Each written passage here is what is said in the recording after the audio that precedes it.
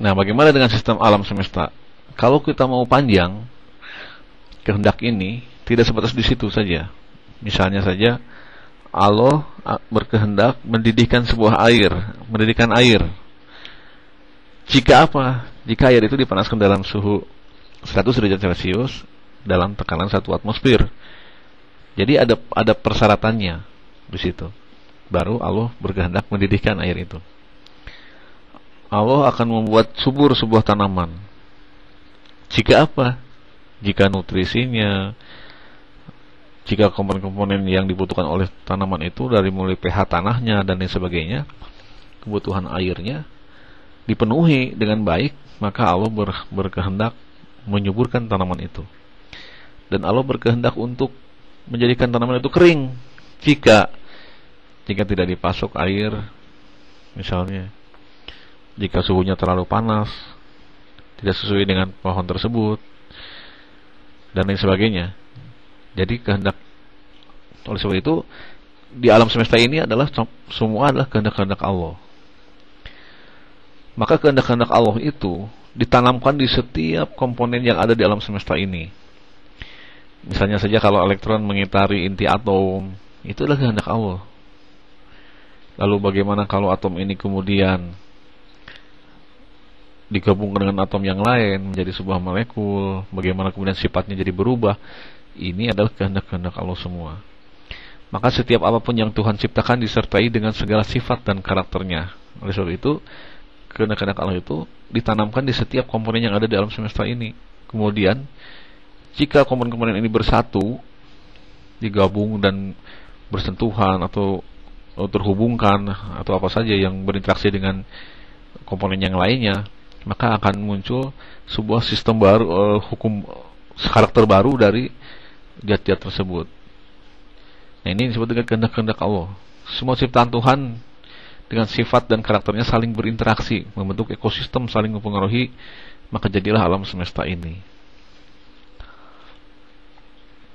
Contohnya misalnya H2 hidrogen itu dengan oksigen. Jika digabungkan menjadi sebuah molekul, maka menjadi molekul hidrogen dan molekul oksigen itu menjadi H2O, menjadi air. Jadi Allah hendak menjadikan sebuah air jika hidrogen dan oksigen disatukan dengan proses tertentu, tentu saja itu akan menjadi air. Kita lihat ayat surat 6 ayat 99. Dan dialah yang menurunkan air hujan dari langit, lalu kami tumbuhkan dengan air itu segala macam tumbuh-tumbuhan. Maka kami keluarkan dari tumbuh-tumbuhan itu tanaman yang menghijau. Kami keluarkan dari tanaman yang menghijau itu butir yang banyak, dan dari mayang kurma mengurai, tangkai-tangkai menjulai, dan kebun-kebun anggur. Dan kami keluarkan pula zaitun dan delima yang serupa dan yang tidak serupa. Perhatikanlah buahnya di waktu pohonnya berbuah, dan perhatikan pula lah kematangannya. Sesungguhnya pada demikian itu ada tanda-tanda kekuasaan Allah bagi orang yang beriman. Di atas Allah menjelaskan tentang sistemnya, tentang hukum alamnya, di mana Allah sendiri yang mengatakan, dan dialah yang menurunkan air hujan dari langit. Allah menurunkan air hujan dari langit, lalu kami tumbuhkan dengan air itu. Nah, di sini sudah muncul bicara tentang kehendaknya. Jadi Allah menghendaki dengan air itu tumbuhlah segala macam tumbuh-tumbuhan.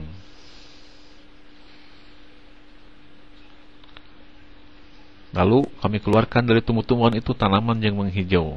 Jadi awalnya karena air hujan tadi, proses air hujan, sehingga tanaman itu menjadi tumbuh. Nah, di sini Allah bicara prosedurnya, bicara hukum alamnya. Lalu di bawahnya adalah itulah tanda-tanda kekuasaan Allah bagi orang-orang yang beriman. Itu menunjukkan kekuasaan Allah. Tapi di situ ada kehendaknya, dan disitulah menjadi hukum alam. Sebab itu inilah kunci yang pertama.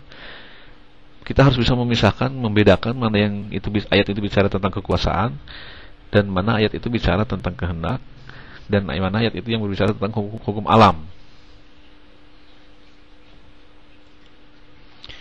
Nanti kita akan banyak melihat ayat-ayat dan kita harus bisa membedakan apakah ini bicara kekuasaan, bicara kehendak, atau bicara hukum alam. Jadi hukum alam itu adalah merupakan ejawantahan dari kehendak Allah, di mana kehendak Allah itu adalah manifestasi dari kekuasaannya.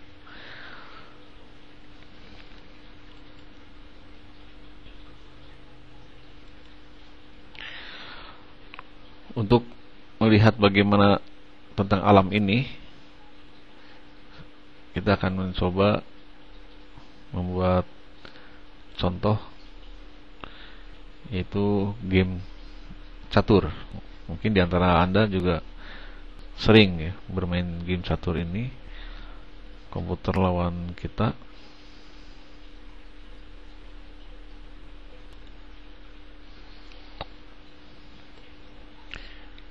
Kita maju.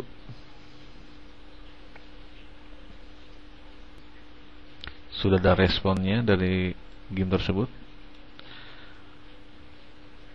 Kita lihat betapa cepat respon dari game catur ini.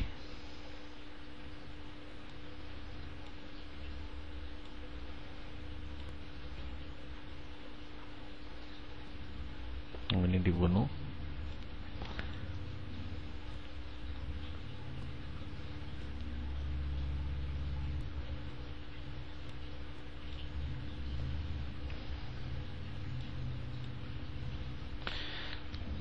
Kita lihat game catur ini, dia bisa berpikir sendiri, bisa menganalisa gerakan lawan, kemudian bisa memutuskan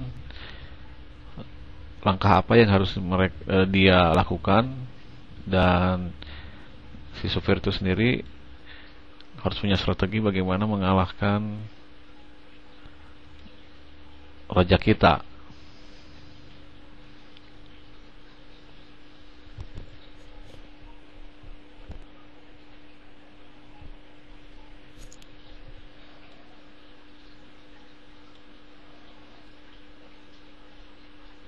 Ya, skak. Pindahkan.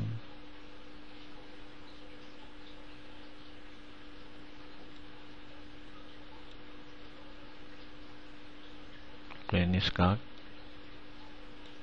Pindah lagi.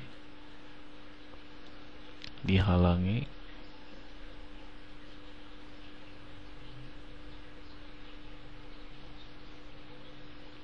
Ya, kalah. Saya kalah oleh komputer. Nah, kenapa ini dibuka tentang game ini? Ini adalah sebuah contoh. Pertanyaannya, apakah pembuatnya ada di sini? Jawabannya adalah tidak ada di sini. Nah, lalu mengapa si komputer ini bisa mengalahkan saya? Karena si pembuatnya sudah menanamkan sistem-sistemnya yang luar biasa. Sistem yang cerdas, di mana dia bisa menganalisa gerakan musuh dan bisa memutuskan langkah-langkahnya dan memiliki strategi untuk mengalahkan kita. Kita bayangkan begini, jika saja manusia bisa membuat sebuah sistem yang luar biasa seperti game catur ini, yang dia bisa berpikir, apakah tidak mungkin Tuhan menciptakan sebuah alam raya ini adalah dengan canggih, luar biasa, dan cerdas? Game catur adalah game yang cerdas. Maka kita yakinlah bahwa alam semesta ini pun diciptakan oleh Allah dengan alam yang cerdas, alam yang bisa mengantisipasi apa yang terjadi di dalamnya, alam yang bisa berpikir, alam yang bisa menyelesaikan problem-problem di dalamnya. Maka boleh saya katakan bahwa alam adalah mesin yang serba otomatis. Karena ini adalah merupakan sebuah sistem yang luar biasa, maka mesin ini serba otomatis. Kemudian super dahsyat, super cerdas, dan mengikuti sistem yang ditanamkan oleh Tuhan. Jadi kalau bisa katakan bahwa ini adalah karena berkat alam semesta, nggak masalah, karena alam itu diciptakan oleh Allah. Disitulah adanya kehendak-kehendak Allah yang ditanamkan di alam semesta ini. Allah membuat sistem ini super canggih, berupa alam semesta serba otomatis, mengikuti hukum kausalitas sebagai manifestasi dari kehendak-kehendaknya. Nah, maka setiap kita melihat ada sebuah aturan alam yang kita temukan di alam semesta ini, maka kita tuh secara tidak langsung menemukan itulah kehendak-kehendak Allah yang ditanamkan di alam semesta ini. Yang kemudian itu dikategorikan dalam beberapa kategori. Kausalitas pada sosial meliputi psikologi, pendidikan, antropologi, etnologi, sejarah, ekonomi, dan sosiologi. Kemudian di bidang kausalitas bidang benda alam itu meliputi fisika, kimia, dan biologi, ya, termasuk botani, zoologi, morfologi, anatomi, fisiologi, sitologi, histologi, dan paleontologi.